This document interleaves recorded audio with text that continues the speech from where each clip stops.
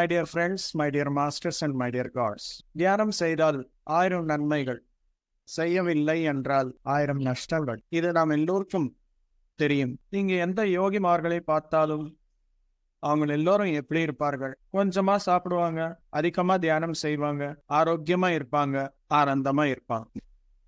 அவருக்கு 100 வயசு இருந்தாலும் ஒரு 60 70 வயசு இருக்கிற மாதிரி இருப்பார். இந்த ஆன்டி ஏஜிங் அப்படின்றது எப்படி ஆகும் இந்த தியானத்தில் அப்படின்னா, ஒரு சீக்ரெட் இருக்கு.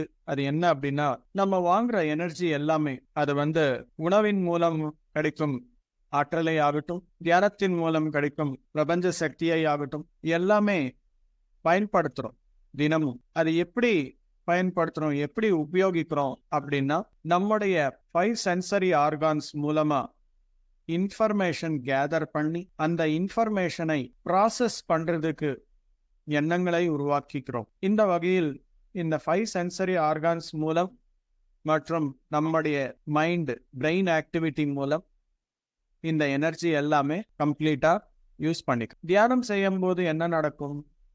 கண்களை ரெண்டும் மூடிக்கிறோம். இந்த பௌதிக உலகத்தில் நம்ம சுற்றி உள்ள சவுண்ட்ஸ் எதுவும் வரக்கூடாது அப்படின்னு சொல்லி நல்ல மியூசிக் ஒன்று வச்சுக்கிறோம். மீதி ஆக்டிவிட்டிஸ் சென்ஸ் ஆர்கன்ஸ் எல்லாமே நாக்கு, காது, மூக்கு, தோல், கண்ணு, இது எல்லாமே அப்சல்யூட்டா கொஞ்ச நேரம் வேலை செய்யாமல் சைலண்ட் ஆயிடும். அதுதான் நம்ம செய்யறோம் தியானம் அப்படின்னு சொல்லி. எப்போ இந்த இன்ஃபர்மேஷன் அப்படின்றது உள்ள போகாதோ, டெம்பரரி பாஸ் அப்படின்றது நடக்குமோ, இந்த 5 சென்சரி ஆர்கான்ஸுக்கு நம்முடைய உடலுக்கு எனர்ஜி என்பது தேவை வராது.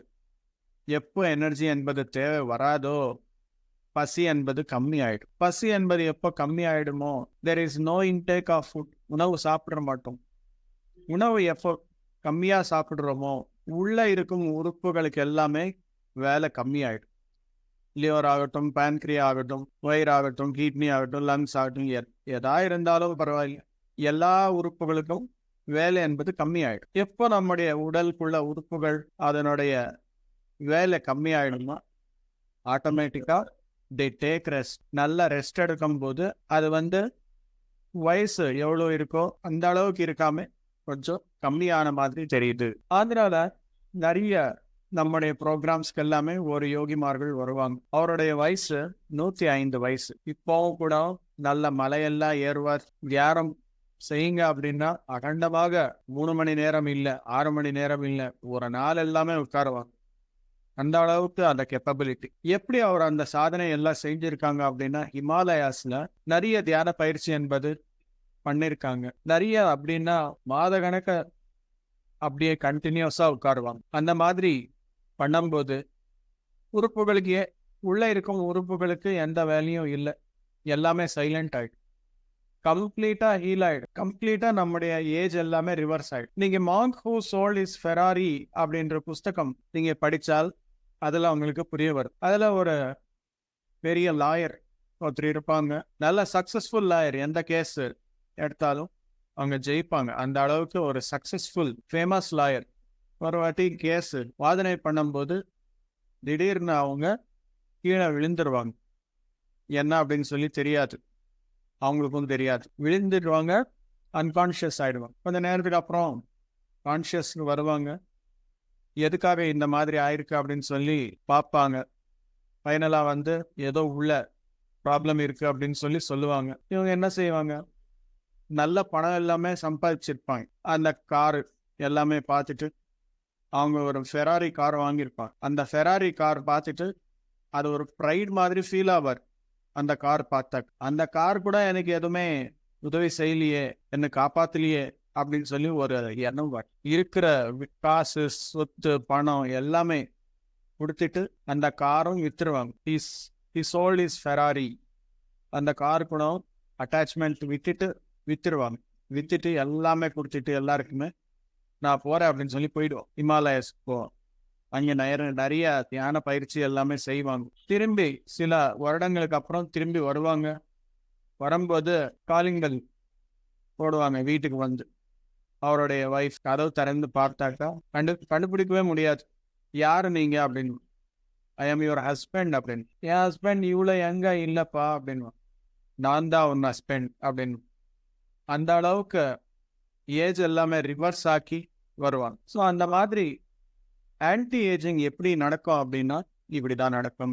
இந்த விஷயம் புரிய வைக்கிறதுக்காகவே நம்முடைய முன்னோர்கள் எல்லாமே என்ன சொல்லியிருக்காங்க அப்படின்னா, கெட்டது பார்க்காது, கெட்டது பேசாது, கெட்டது கேட்காது, கெட்டது சாப்பிடாது, கெட்டது வாசனை எடுத்துக்காது, கெட்ட செயல்கள் செய்யாது அப்படின்னு சொல்லி நிறைய விஷயங்கள் சொல்லியிருக்காங்க தானே. நல்லது மட்டுமே செய்யணும் அப்படின்னா சில நல்ல விஷயங்கள் செஞ்சு சைலண்டா இருக்கணும், அவ்வளவுதான். கர்ம செய்தால் நல்ல கர்மா செய்யணும், இல்ல அகர்மனாக உட்காரும். அந்த மாதிரி இருந்தாக்கா நமக்கு எப்பவுமே புண்ணிய கர்மா மட்டுமே ஆட் ஆகும்.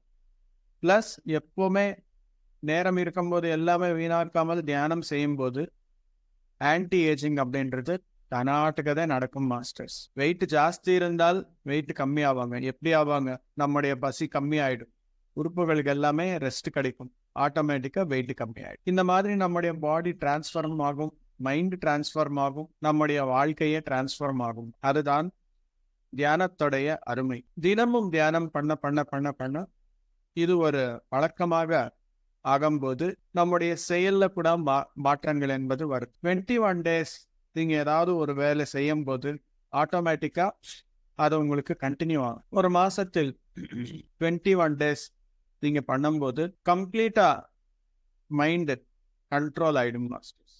அது கெட்ட பழக்கங்கள் ஏதாவது இருந்தாக்கா 21 days அந்த பழக்கம் மாறணும் அப்படின்னா you have to do practice. அந்த 21 daysம் நீங்க என்ன பண்ணணும் அப்படின்னா, எது ஃபோக்கஸ்ட் இன்ஃபர்மேஷன் உங்களுக்கு கிடைக்குமோ அது எல்லாமே படிக்கணும்.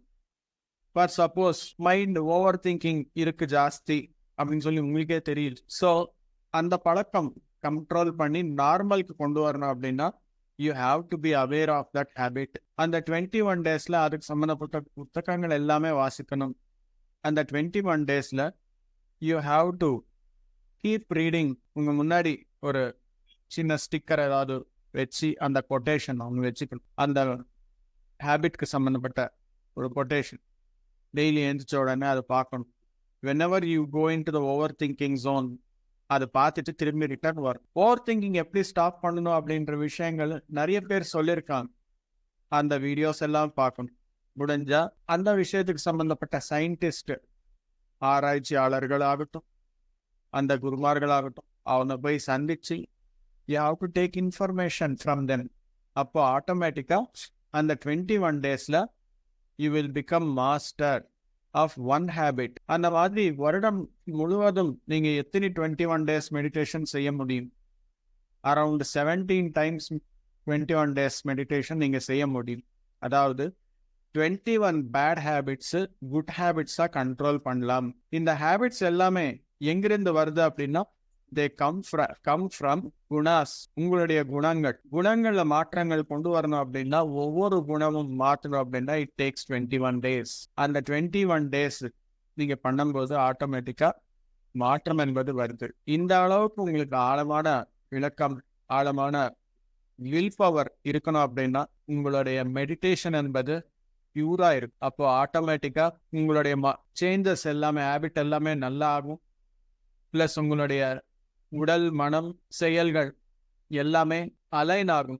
அலைன் ஆகும்போது you look less aged, you look matured, you look as a Yogi.